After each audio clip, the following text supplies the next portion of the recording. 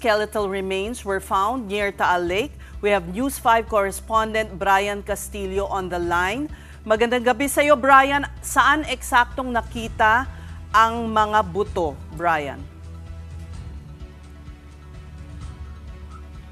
Yes, nakakita nga ng skeletal remains sa gilid na bahagi ng Taal Lake na sakop ng bayan ng Laurel sa Batangas kaninang hapon. Ito ang kinumpirma ng Region 4A o Calabarzon Police Regional Office matapos matanggap ang ulat mula sa Provincial Director ng Batangas Police. Natagpuan ang mga buto sa lugar kung saan sinabi umano ni Julie Patidongan alias Totoy na dinala ang mga pinatay na missing sabongero bago sila itapon sa Taal Lake. Isa sa ilalim pa naman sa forensic examination at DNA testing ang mga nahukay na buto para makumpirma kung ito ay galing sa tao o kaya naman ay sa hayop. Kasama ng PNP na nakarecover sa mga buto ay ang mga tauhan ng Department of Justice at ng Philippine Coast Guard. Patuloy natin ang tabayanan ng iba pang detalye patungkol dito. Yes? Brian, ito ba ay nangyari nitong yung parang dumating ang mga Coast Guard para tignan ang lawa at bago mag-dive ang mga divers mula sa Navy? Ngayon lang ito nangyari?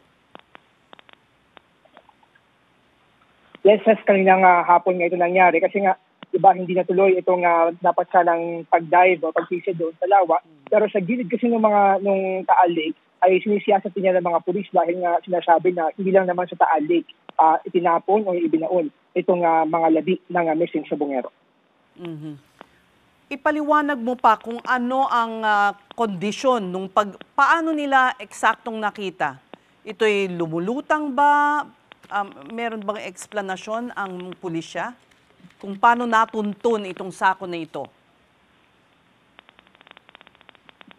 Yes, natuntun itong sako na ito dahil ito yung mismong lugar daw na itinuro nitong si alias Totoy na isa sa mga pinupuntahan nila o pinupuntahan ng mga sangkot dito bago yan itapon doon sa Taal Lake. At ito nga, nakuha siya sa isang sa gilid doon ng lawa, may buhangin doon nahukay at yung mga buto parang sunog eh. Kung titignan yung mga larawan na binigay sa atin ng PNP, sunog yung mga butong ito.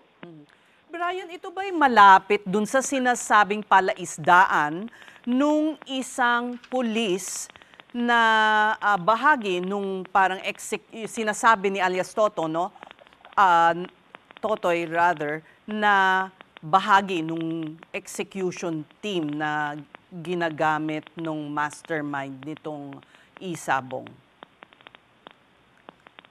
Kasi sa ngayon, hindi pa natin makumpirma kung gaano kalapit itong lugar na ito kung saan nakuha yung skeletal remains. Pero ang sinasabi sa atin nga, isa ito doon sa mga pinupuntahan talaga ng mga sangkot, yung sasabi mo nga, execution team, isa ito sa mga lugar na pinupuntahan nila bago doon itapon sa Taal Lake. Panghuli na lamang, Brian, ano ang susunod na gagawin? Ito ba'y dadalhin sa CIDG? Anong proseso? Yes, base doon sa pinakabagong statement ng Department of Justice, ay sasailalim pa ito sa proper forensic examination sa it's either dadalhin sa CIDG o sa NBI para makakonfirma muna kung ito ba ay human remains kasi isa sa mga nakikitang anggulo, posible rin naman na baka nilibing lang ito na alagang hayop doon sa lugar.